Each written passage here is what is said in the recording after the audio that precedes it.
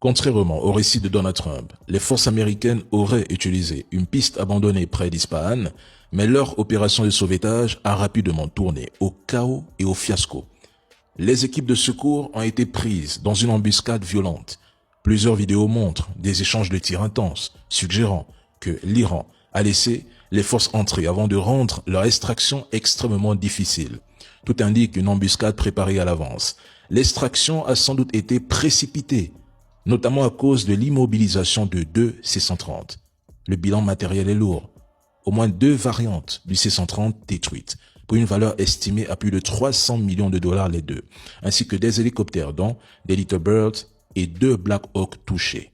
En l'espace de 72 heures, les pertes américaines avoisineraient les 500 millions de dollars pour une seule opération de sauvetage. Au-delà des chiffres, cet épisode remet en cause les affirmations américaines sur la neutralisation des défenses aériennes iraniennes. Et c'est ici que la désinformation américaine prend fin parce que nous constatons que l'Iran dispose encore en grand nombre.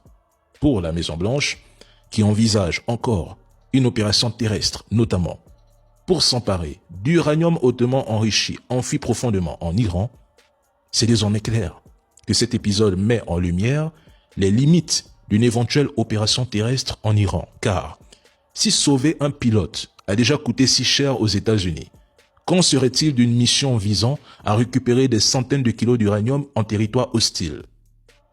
Cette opération montre que les Américains n'auront pas la capacité de réussir ce type d'action et qu'ils seront défaits dans tous les scénarios possibles. Pour sauver le pilote américain, en 36 heures, un F-15E Strike Eagle a été détruit. Un A-10 a été détruit. 2 avions de transport militaire C-130 ont été détruits.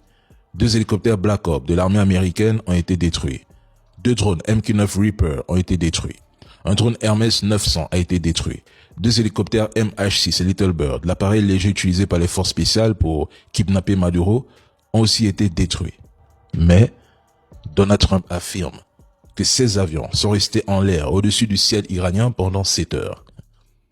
S'il fuit l'Iran en perdant des avions, des drones, pour sauver un pilote gravement blessé, qu'est-ce que ces Américains risqueraient de perdre dans une opération terrestre en Iran? Mesdames et messieurs, posez-vous les bonnes questions. Je suis persuadé qu'au début du conflit, Donald Trump pensait que les dirigeants iraniens ne survivraient pas à leur frappe. Certains estimaient même que les manifestations de janvier 2026 annonçaient le début de la fin du régime et qu'il serait possible de le renverser en quelques jours. Le service de renseignement israélien a vendu cette formule à Trump.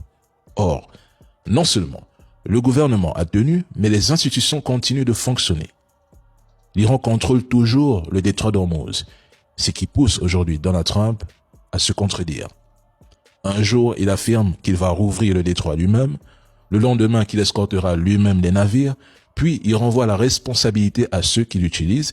Tantôt, il annonce une ouverture imminente, tantôt il fixe un ultimatum à l'Iran, exigeant une réouverture avant mardi, sous peine de bombarder des centrales électriques, des ponts et d'autres infrastructures civiles, tout en prétendant agir pour le bien du peuple. Si on est arrivé à ce niveau d'incohérence, c'est parce que son opération est un échec cuisant.